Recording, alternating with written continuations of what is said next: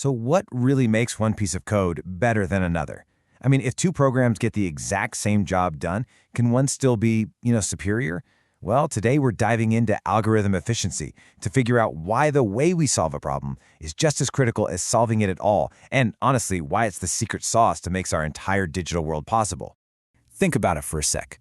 A GPS finding the quickest route, your social media feed knowing exactly what to show you, or a search engine spitting out the perfect answer in milliseconds. What do they have in common? The answer is algorithms. They're the invisible set of instructions running behind almost everything you do online. They are, quite literally, the hidden architecture of our modern world. Okay, picture this. Two programmers get the same assignment. They both write code, and guess what? Both programs work perfectly. So, which one's better? This is the core question we're tackling. Because as you're about to see, just because a solution works doesn't mean it's a good solution. Not by a long shot. At its heart, an algorithm is just a recipe. You can write it out in plain English, just like we see on the left, or you could write it in a formal programming language like C++ on the right. Both of these describe the exact same set of steps. But here's the catch. Neither one tells us the most important thing. How efficient is that recipe really? And the most obvious answer is, well, why not just time them, right? Pull out a stopwatch, run both programs, and see who wins. But that's actually a super flawed test. The results would be completely different if you were running it on a brand new supercomputer versus, say, my 10-year-old laptop. And what if we're testing it by sorting just 10 names when in the real world it needs to sort 10 million? A stopwatch is just way too unreliable. So to compare these recipes fairly, we need some common ground. We need to get really strict and formal about what an algorithm even is. We've got to establish the rules of the game before we can ever hope to declare a winner. And here it is, the classic definition. An algorithm is a finite sequence of unambiguous instructions to solve a particular problem. Now, let's break that down, because every single word in there matters. It has to end, every step needs to be perfectly clear, and it has to actually solve a specific thing. These are basically the 5 golden rules. An algorithm takes some input, and it produces an output. That's simple enough, but here's the important part. Every single instruction has to be crystal clear, zero ambiguity. It also has to eventually stop, which means no getting stuck in infinite loops. And finally, each step has to be so basic that, in theory, you could do it with just a pencil and paper.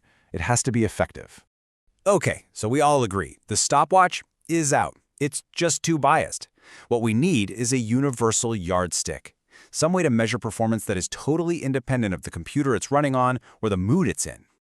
Now, when we talk about efficiency, we're usually talking about one of two things: time or space. Time efficiency is all about speed. How fast does it run? Space efficiency is about memory. How much extra RAM does it gobble up? And while there's often a trade-off between the two, for this explainer, we're going to focus on the one we usually care about the most: time. Which, brings us right back to that central question. If measuring seconds is misleading and unreliable, what on earth can we measure instead? What's the universal constant that doesn't change from one machine to another? And the solution is actually surprisingly simple.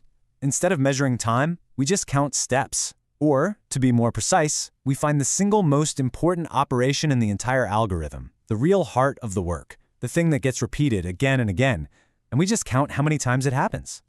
Take a look at this simple piece of code that adds up a list of numbers. The real workhorse here is that little addition sign inside the loop.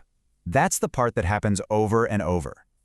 If our list has n numbers, that addition happens exactly n times. This basic operation is the perfect stand-in for the total amount of work being done. Now, I know what you might be thinking. Why not just count every single instruction? Well, as this table shows, you could. But look at the total you end up with, 2n plus 3.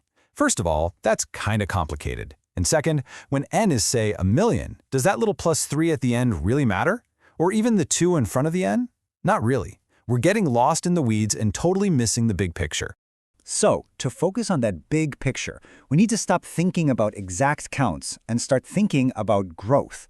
We need a new language, a way to describe how the amount of work scales as our input gets bigger and bigger. And that language is called asymptotic notation.